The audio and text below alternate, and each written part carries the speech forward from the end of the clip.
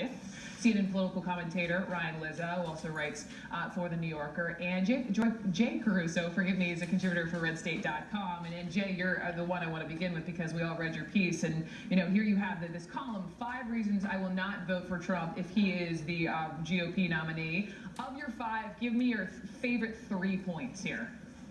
The top 3 points would be, number 1, he is not really a conservative. And I said he's not even really much of a Republican. If you look at his stances on issues like taxes, abortion, Medicare, Social Security, private property, and Kilo, single payer, he's been all over the map.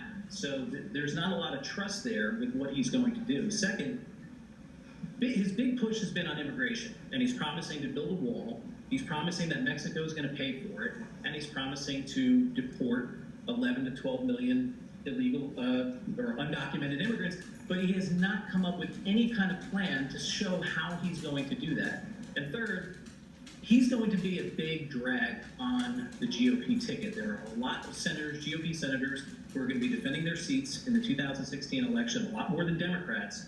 And I just think that it's going to be a disaster. If he's the nominee, he will lose, and the GOP will likely lose control of the Senate as well. That is a huge point, Jay, that has been echoed by other writers, the whole sort of trickle-down, down-ticket effect. And that said, and Ryan Lizzo, I know you've talked about this before, but there's, this notion of what can these, in the upper echelons of the Republican Party, the folks with a lot of the money, what can they do to stop Trump? And from what I've read, there's a real fear that if they try, there could be this true backfire effect.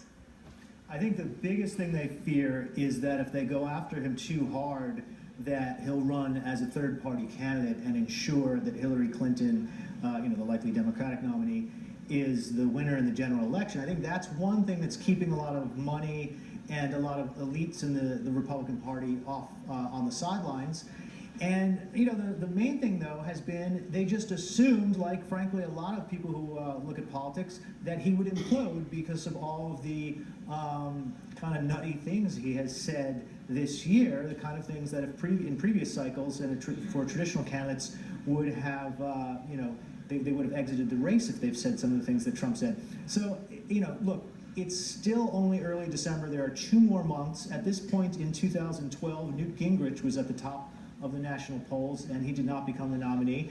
But if you're going to stop Trump in the Republican Party, it's got to be done by Republicans, conservative voices, because frankly, his supporters tune out the mainstream media. They tune out information from the establishment press, and it's got to come from conservatives and Republicans and putting their money where their mouth is if they want to take Trump down. Well, the list is growing, as you both well know, of who Trump has offended. But this really, let me just get to this. So Jay, Trump was on Fox and Friends this morning. He was talking about his strategy to quoting him, bomb the hell out of ISIS, and he was asked about what he would do with innocent Syrian civilians. This is what he said. They're using them as shields, but we're fighting a very politically correct war. Well, we see that happening in The thing is, Vermont. with the terrorists, you have to take out their families. When you get these terrorists, you have to take out their families. They care about their lives, don't kid yourself. But they say they don't care about their lives. You have to take out their families. Listen, a lot of insults don't shock a lot of us anymore, but, killing civilian families? What, Jay? Yeah. Well, that's just something that Trump is known for. And because he hasn't suffered, like Ryan said, because he hasn't suffered any consequences for anything outrageous that he said so far, why stop? And that will, that group of supporters that you talked about, that's just going to kind of solidify around them. They're very supportive of him. They're going to tune out what other people are saying, and that will just embolden them a little bit more. So as long as there's no consequences to what he's saying, he's just going to continue to say things like that. It's like the line keeps moving and moving and moving. Go ahead, Ryan.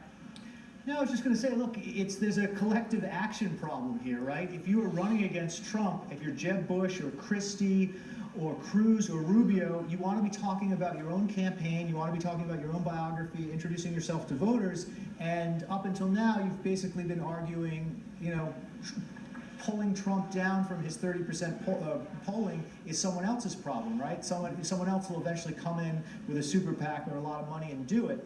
And at some point, the leading candidates are going to have to realize that it's been 6 months and that hasn't happened, and there's no sort of there's no one to rescue them. Some of these candidates are well funded. They're going to have to do it themselves. I just feel like we're going to blink and it's going to be November. Jay Caruso and Ryan Lizza, thanks to you two so much. Coming up next year, this stunning revelation out of